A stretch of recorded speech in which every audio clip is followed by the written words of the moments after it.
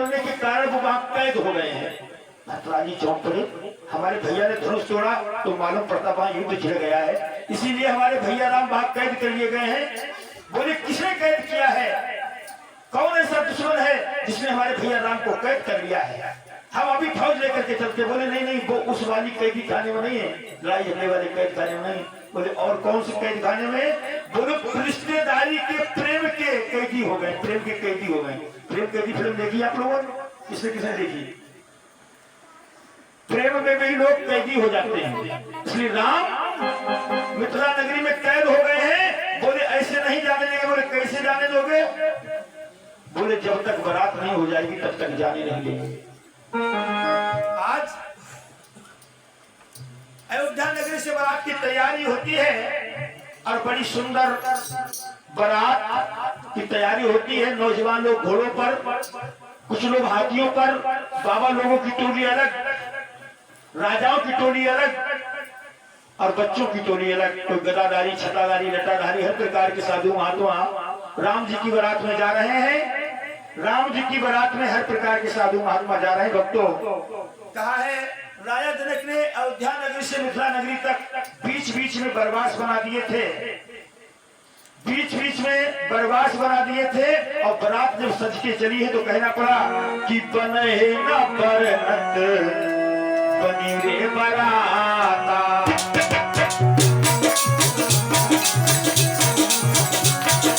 बनी ना बरनत बनी बराता, ओही शगुन सुंदर सुगाता।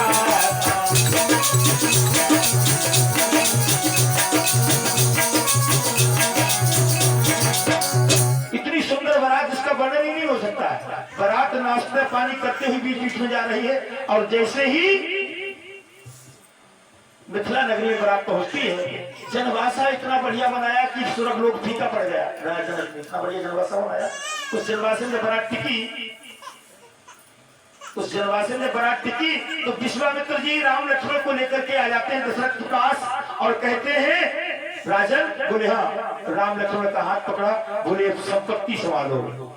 आपने हाथ पकड़ाया था मेरे हाथ में और कहा था बड़ी दीन भाव से, ये मैं संपत्ति आपको जैसी देता हूं महाराज, वैसी ही संपत्ति मेरी वापस कर देना, फिर हिसाब नहीं करूंगा, अच्छी तरीके से देख लो, तुम्हारी संपत्ति में किसी प्रकार की कोई कमी तो नहीं है। तो राजा दशरथ एक तक तो गौर से देखते रहे, विचार किया और अंदर ही अंदर मुस्काए और बहुत जोर से कहने लगे बहुत बड़ी कमी है। बोले क्या? बोले सुनो, आपने जो हमारी संपत्ति ली थी और जितनी ली थी उतनी ही वापस कर रहे हो, इसका ब्याज नहीं दोगे, इसका ब्याज नहीं दोगे। विश्वामित्र जी मुस्कुराने लगे, बोले एक बात, जब तक इसका ब्याज नहीं होगा तब तक भरपाई नहीं होगी और ये संपत्ति आपने जहां दी इसकी चुकाई भी वही होगी, यहाँ नहीं होगी। जहां तुमने संपत्ति दी है ना, इसकी चुकाई भी वही होगी। भक्तों, ब्राह्मण मंडल ने शास्त्री गणेश भगवान को मनाते हुए राम जी के कर में कंगना बांधा, पटका फेटा बांधा और पटका फेटा बांध करके राम जी को जब दूल्हे के रूप में सजाया, जब दूल्हे के रूप में सजाया तो राजा दशरथ ने जब राम को दूल्हे के रूप में देखा, तो कोई भी बाप जब अपने पुत्र को दूल्हे के रूप में देखता है ना, तो उस बात के अंदर कौन सा आनंद आता है, इसका वर्णन नहीं किया जा सकता। तो राजा दशरथ से रहा नहीं गया और आए राम जी के पास सुंदर मुखड़े को देख करके और दूल्हे के रूप में सजे देख करके राम जी को दशरथ आए और मुख चूम करके कहने लगे कि लाला हो लाला, तू नाजो का पाला और तू है निराला दीपक किया है उजाला, तू मेरे कुल का निराला दीपक है, तूने मेरे महलों में मेरे जीवन में उजाला भर दिया है। राम, किस प्रकार से वर्णन करूं, बड़ा प्रफुल्लित होते हैं। तो उसके बाद क्या होता है कि नाना प्रकार से विवाह की जो रीतें होती, द्वारचार होता है और फिर पाणी ग्रहण संस्कार होता है, साक्योच्चार उत्पन्न होता है। उसी समय सभी मिथिला नगर की जितनी नारियां थी सब आ जाती हैं और जब भावरों की तैयारी होती है, जब भावरों की तैयारी होती है तो उस समय भावरें जब पढ़ती हैं तो भावरें पढ़ने के बाद जब भावरें पढ़ रही थी तो एक कहना पड़ा, चलो लाइनों में ध्यान दीजिएगा। और मन भावन पियाजी के संग पढ़ने लगी भावरिया, भावन पियाजी के संग पढ़ने लगी भावरिया।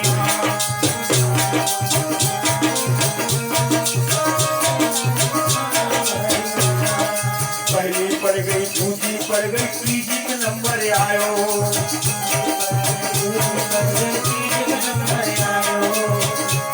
और पहली पड़ गई, दूसरी पड़ गई, तीसरी के नंबर आयो।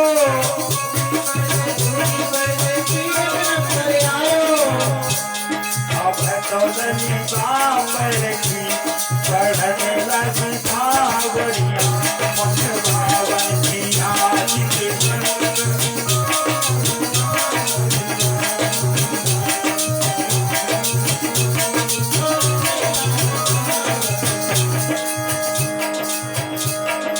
तीसरी पड़ गई, चौथी पड़ गई, पांचवी पे नंबर आयो।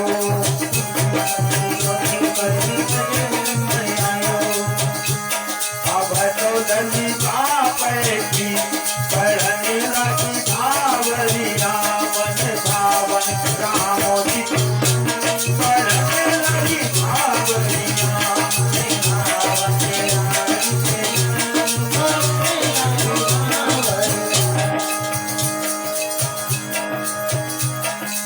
छठी पड़ गई, छठी पड़ गई, छठी पे नंबर आयो।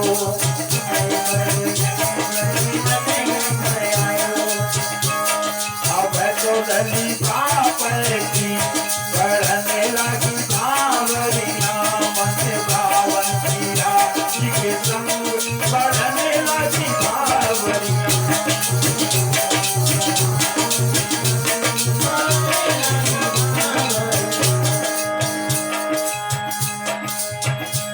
और छठी पड़ गई, सप्तमी पड़ गई और पंचमी पड़ गई, छठवीं पड़ गई, सप्तमी भी तब पड़ गई।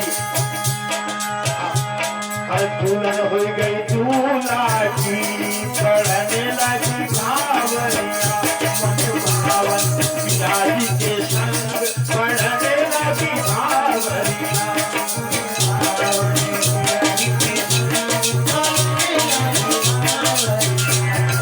हमारे पर जाती हैं तो सतानंद ब्राह्मण कहने लगे, अब बेटी तुम उठ करके राम जी के बाएं अंग आ जाओ, क्योंकि जब तक कन्या अपने पति के बाएं अंग नहीं आती है तब तक वो पत्नी नहीं कहलाती है, और जब तक वो दाएं बैठी रहती है तब तक वो कुंवारी ही मानी जाती है। जब अपने पति के बाएं अंग आ जाती है तब वो पत्नी कहलाती है। तो सीता जी कहने लगे, नहीं अभी नहीं जाएंगे। बोले क्यों? बोले अभी तो मैं अपने पिता की कुंवारी कन्या ही हूँ, चाहे भावरे पड़ गई चाहे कुछ भी हो गया हो, लेकिन अभी मैं बाएं अंग नहीं गई हूँ, तो अभी मैं अपने पिता की कुंवारी कन्या ही कहलाऊंगी और मैं अभी उठकर नहीं जाऊंगी। बोले क्यों? बोले मुझे कुछ वचन मांगने हैं, तब मैं बाएं अंग जाऊंगी। जब तक ये वचनबद्ध नहीं हो जाएंगे, क्योंकि मेरे पूरे जीवन का सवाल है, इसीलिए हमारी माताएं बहनों का जब विवाह होता है, जब बहनों का विवाह होता है, तो जब तक वचनबद्ध नहीं हो जाते एक दूसरे की, तब तक पति पत्नी स्वीकार नहीं किए जाते हैं। तो आज सीता जी 7 वचन मांग रहे हैं, 7, क्योंकि 7 वचन इसलिए मांग रही है कि जीवन में भी 7 ही दिन है, सप्ताह में 7 ही दिन होते हैं, 7 ही दिन में जन्मे हैं, 7 ही दिन का साथ है हमारा आपका, और इसीलिए 7 ही दिन का अनुष्ठान है कथा का। इसलिए भावरें भी 7 ही पढ़ती हैं, क्योंकि हमेशा साथ बना रहे, जीवन साथी इसीलिए चुने जाते हैं। उनकी 7 भावरें इसलिए पढ़ती हैं कि जीवन भर साथ बना रहे। तो आज 7 वचन मांग रही है ताकि जीवन भर ये वचन साथ रहे, किसी क्षण भूले ना। तो सीता जी कहती मांगे, राम जी बोले बेझिझक मांगिएगा, क्या मांगना चाहती हो? तो कहने लगी सीता मैया, अरे मुझे अन्नपूर्णा की पदवी देना मेरे नाथ,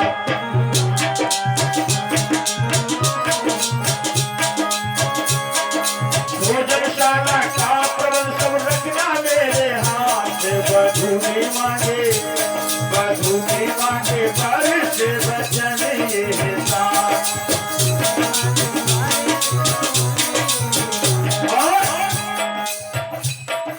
सुख दुख में सहचरी बनाकर लेना मेरी राय, प्यारा हो जाते हैं जब एक एक मिल जाए, बधू में मांगे वर से वचन ये साथ। और तीसरा वचन, मेरी देख रेख में तुम रखना धन संपत्ति अगार, सारे आए गए हो सब मेरी मति अनुसार, बधू में मांगे वर से वचन ये साथ।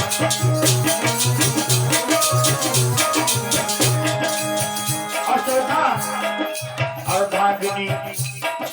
अर्धांगिनी समझना मुझको मेरे प्राणाधार, औरों के आगे मत करना गुस्से का त्योहार, बधू में मांगे वर से वचन ये साथ।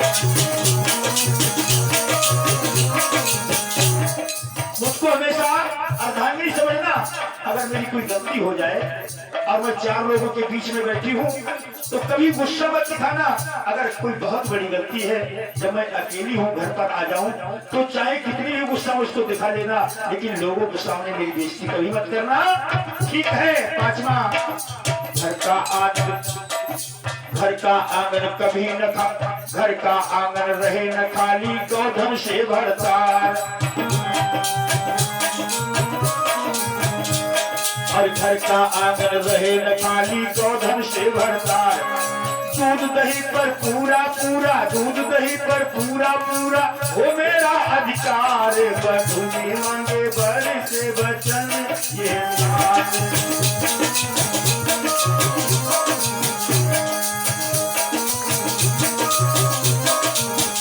और छठा क्या है, रीति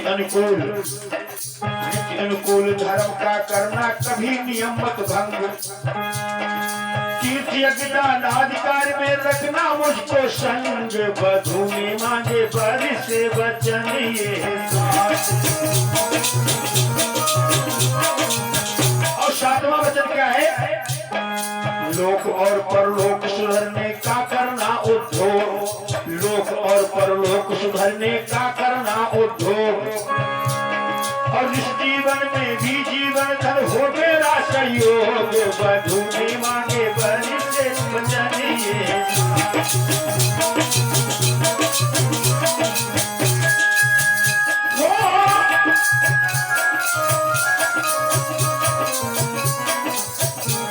बधू में मांगे वर से वचन ये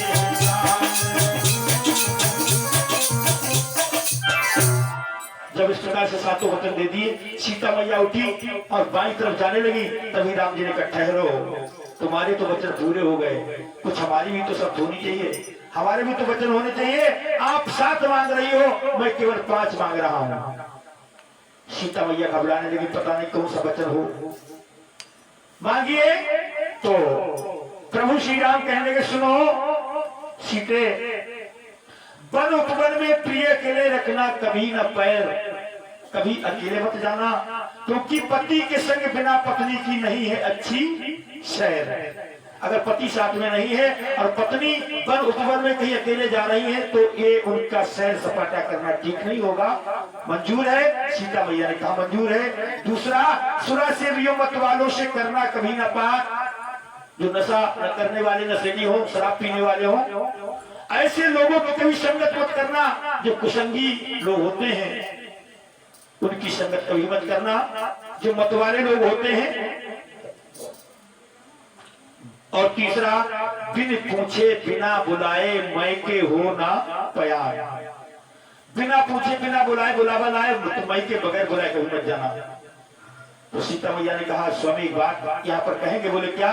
बोले भैया दूज और रक्षाबंधन को मैके से बुलावा नहीं आता है, तब भी न जाया जाए। बोले ये दो त्योहार छोड़ करके आप बगैर बुलाए मैके नहीं जा सकते। बोले ठीक। और चौथा है सील छोड़कर कभी न हंसना, रखना ये मर्याद, क्योंकि अधिक हंसने से पैदा होते हैं नाना भांति विषाद। मर्यादा में अगर हंसना है तो मर्यादा में हंसना, सील छोड़ करके कहीं मत हंसना, क्योंकि अधिक हंसने से नाना प्रकार के विवाद पैदा होते हैं। और एक बात बताएं, पति कैसा भी हो करना सदा प्रेम व्यवहार, क्योंकि निगमागम बतलाते यही है नारी धर्म का सार। यही है नारी धर्म का सार।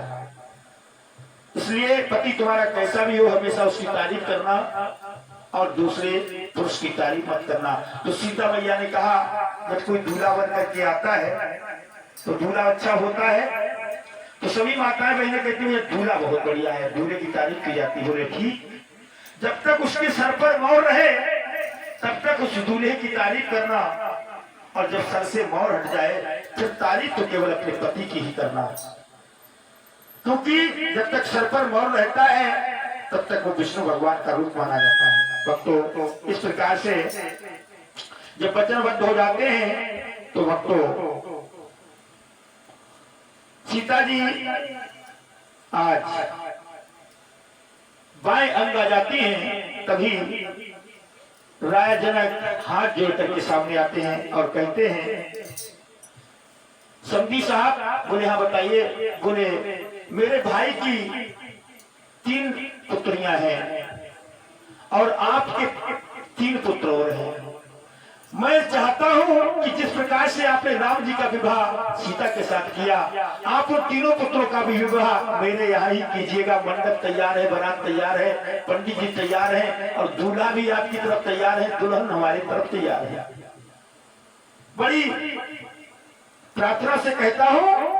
राजा दशरथ भी मुस्कुरा उठे जब आपने समझी मान ही लिया है और इतना प्रेम हमें आपसे मिला है, दिल प्रसन्न है, तो जो कुछ तुम्हारी तरफ है वो सब हमारा है और हमारी तरफ जितना जो कुछ है वो सब तुम्हारा है। तुम्हारे पर पूरा पूरा अधिकार हमारा है और हमारे पर पूरा पूरा अधिकार तुम्हारा है। जिस प्रकार से ब्याहे गए राम जी का विवाह हुआ, उसी प्रकार से तीनों राजकुमारों का विवाह होता है और फिर कुंवर कलेवा खिलाया जाता है। जब कुंवर कलेवा खिलाया जाता है और जैसे चारों राजकुमार आते हैं तो मिथिला नगर की नारियां बाला हैं, चारों राजकुमारों को घेर लेती हैं और घेर करके कहती है ठहर जाओ, आज हम सखियों के पल्ले में पड़े हो। बहुत तुमने वन में मृग मारे हैं, बहुत निशाचरों का वध किया है, लेकिन आज हमारे पाले पड़े हो। सुनो, और पाहुन पहुनिया वाले और पड़े आज सखियन के पाले।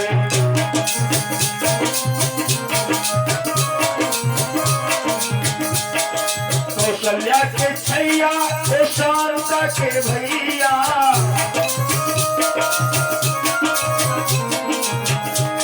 ऋषि के साले बड़े आज सखियन के पास।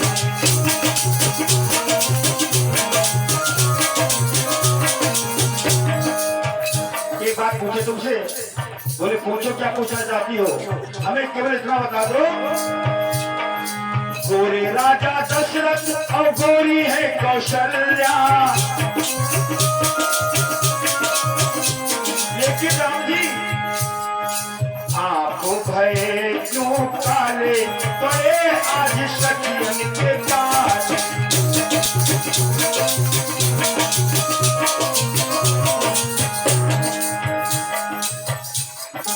भक्तों इस प्रकार से घेर करके कह रही थी, तब तक माताएं आ जाती हैं। बोले छोड़ो हटो, कलेवा खिलाने दो।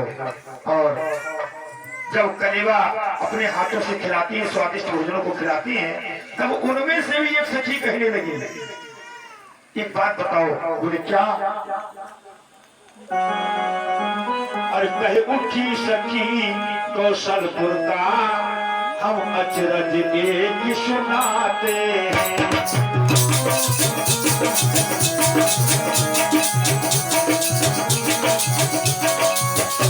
कहे उठी सखी कौशलपुर का हम अचरज एक सुनाते हैं। ये बहना बहा द्वारा बेटे पैदा हो जाते।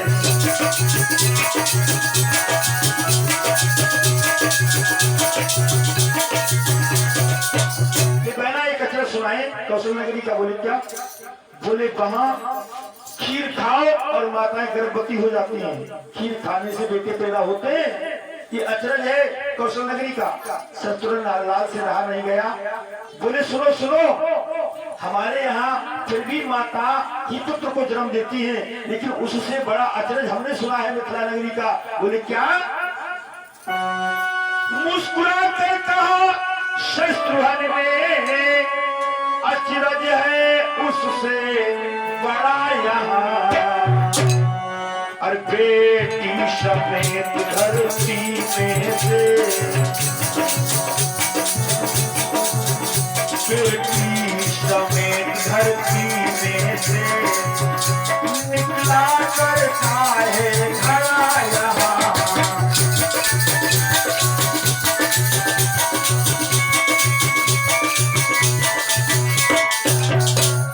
यहाँ तो जैसे आलू जमीन के अंदर से नहीं निकलते हैं, ऐसे ही बेटियां जमीन के अंदर से निकलती माताओं की जरूरत नहीं पड़ती।